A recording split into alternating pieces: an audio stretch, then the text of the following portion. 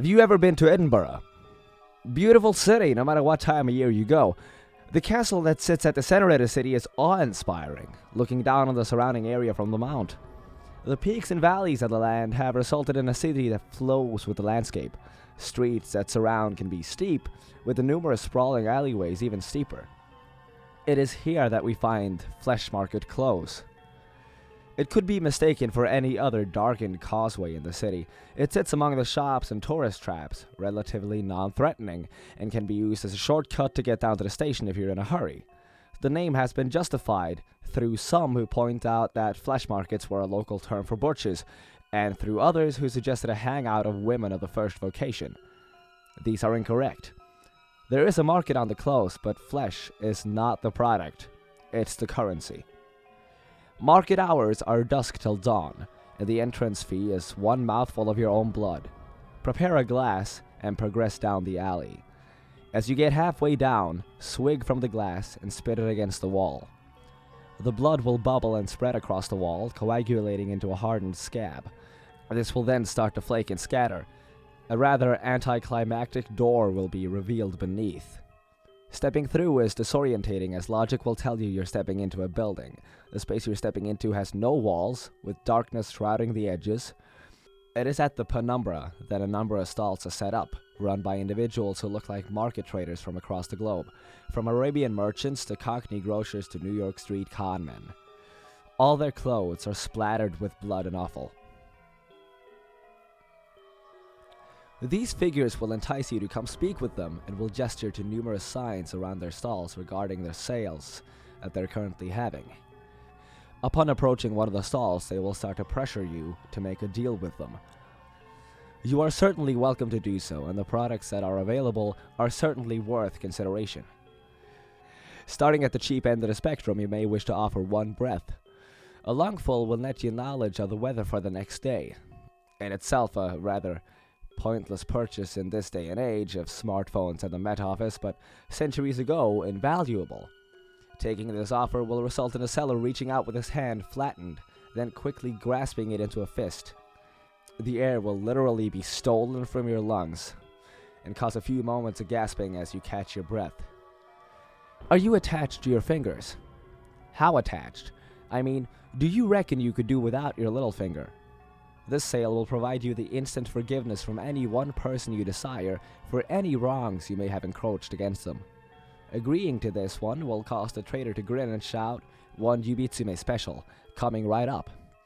They will lunge forward and grab your wrist, pinning it to the table. Don't resist, because no one likes a tough sell. A flash of steel, and you will be minus one digit. Just remember, you can only pay twice. Now make no mistake, it will hurt.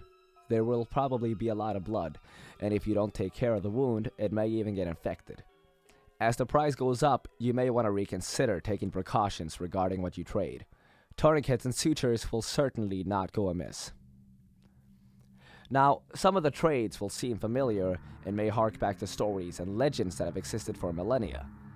This is the influence the market has had on our culture, leaching in over the centuries. A pound of flesh will make it impossible for the next person you make a trade with to renege on the deal, especially useful if you don't trust the company you keep. It has no use within the market, as all the traders here are trustworthy and will honor a purchase to the letter and the spirit. Best to leave this transaction until last. How about one of your eyes? Depth perception is overrated anyways. Offering up one of them will allow you to converse with our avian friends. You will be able to call down the birds from the trees, and they will be able to answer any question you may have. It is advisable that you avoid ravens. They have their own agenda, and it is not in your best interests. The salesman will grab you around the throat and slowly prise his fingers into the socket. A snap of the wrist, and your visual organ will rest in their palm. Another snap, and it will disappear. It is at this point where you may want to consider stronger measures to ensure your survival of payment. In this strange little world of ours, the market is hardly the strangest.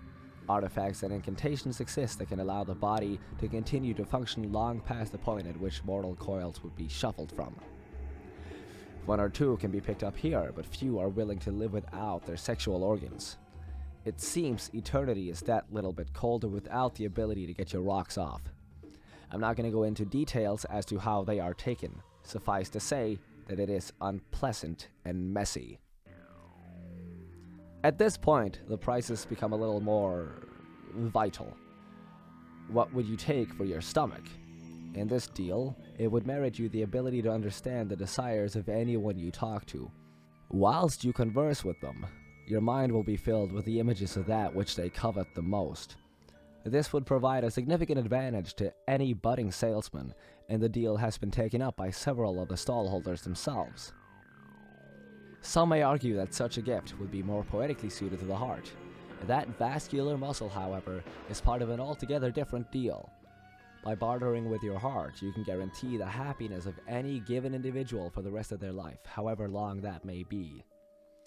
The removal of these types of organs can be significantly painful, but the dealers will allow you a moment to prepare yourself before they would produce a short, keen blade. One practiced swipe later, and they will be digging into your tissues. They have unnerving accuracy and a level of cleanliness that rivals any surgeon. Now, it is acknowledged that in some places that once the deal has been sealed, a buyer may have second thoughts and may want to back out.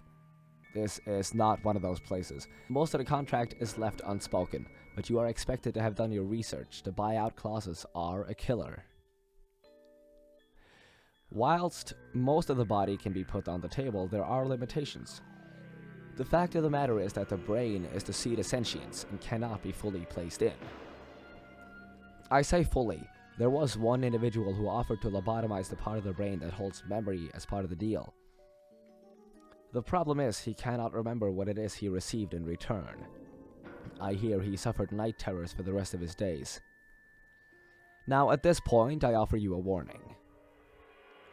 Up until now, I have detailed the price list for your own body parts. Whatever you do, do not attempt to purchase anything in the market with organs of another. Every figure in the market will stop and stare at you, and the one you attempted to defraud will scream, "That is not yours to trade!" Whatever it is you have tried to barter with, that body part will be taken from you as punishment. A very literal eye for an eye. Despite whatever theological perspectives you may hold, offering your own soul will elicit the same result. There have been many theories postulated for this response, but the honest answer is that we just don't know.